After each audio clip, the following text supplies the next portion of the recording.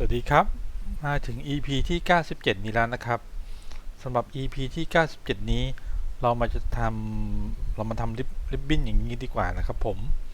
เดี๋ยววิธีการทำนี้ไม่ยากเลยคราวนี้อาจจะรวดเร็วมาก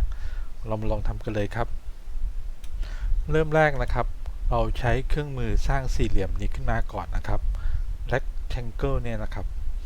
วาดรูปสี่เหลี่ยมขึ้นมาจากนั้น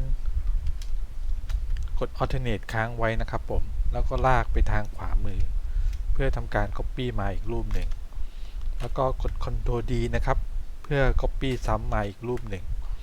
เราก็จะได้รูปสี่เหลี่ยมมาอย่างนี้3รูปนะครับมาที่รูปแรกนะครับเราจะมาทำเป็นริบบิ้นค้างเข้าไปนะครับของผมนี้จะใช้วิธีคลิกดอทอย่างเงี้ยครับใช้ปากกาสร้างจุดแองเกิลขึ้นมานะครับแล้วก็ลากเข้าไปครับเท่านี้เราก็จะได้ริบบิ้นมาแล้วนะครับจากนั้นส่วนในด้านนี้ก็มาที่ direct selection นะครับผม เครื่องมือลูกศรสีขาวเนี่ยครับลากเลือกในส่วนของสี่เหลี่ยมรูปแรกแล้วก็อันตรงกลางที่เป็นอันแรกนะครับตามนี้เลยนะครับ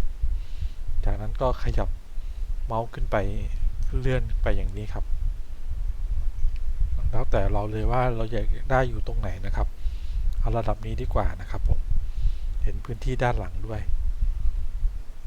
จากนั้นมาที่ลูกศรสีดำนะครับ selection tool นะครับเลือกทั้งหมดเลยครับผมมาที่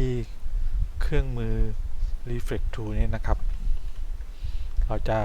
ทำการสลับข้างเขานะครับผมเลือก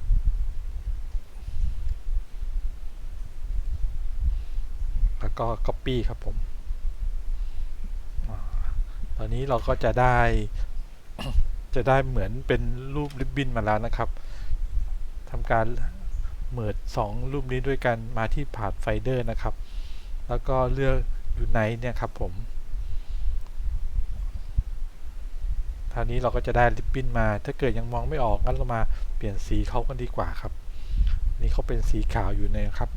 เอาเปลี่ยนเขาเป็นสีแดงกันตรงนี้ก็จะเป็นแดงสดหน่อยแล้วกันครับมาที่ Color Guide นี่ครับเราก็จะได้เลือกสีเยอะๆหน่อยตรงนี้ก็รับแสงเยอะก็อาจจะเป็นสีแดงสดหน่อยส่วนข้างในนี้ก็จะอยู่ในร่มก็จะเปลี่ยนเป็นสีแดงที่เข้มขึ้นมานะครับนี่นะครับเป็นไงบ้างครับผมไม่ยากเลยใช่ไหมครับสำหรับริบบิ้นของเราถ้าเกิดเราอาจจะสร้างลูกเล่นของริบบิ้นมาอีกอย่างก็ได้นะครับอย่างเราเลื่อนขึ้นไปก่อนแล้วก็ copy ลงมานะครับทำการเลือกทั้งหมดนะครับแล้วก็มาที่ Object มาที่ Group นี่นะครับแล้วก็มาที่ Effect นี่ครับเลือก Wrap นะครับแล้วเลือก Arc เนี่ยครับเพื่อดัดให้เขาโค้งขึ้นไป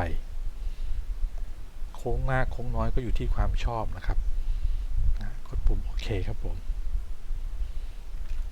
เท่านี้เราก็จะได้ริบบิ้นที่แสนสวยของเรามาแล้วไม่ยากเลยใช่ไหมครับผมเป็นไงบ้างครับผมสำหรับ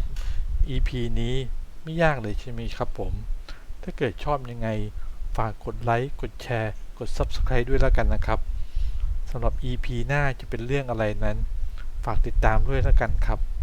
สำหรับ EP นี้สวัสดีครับ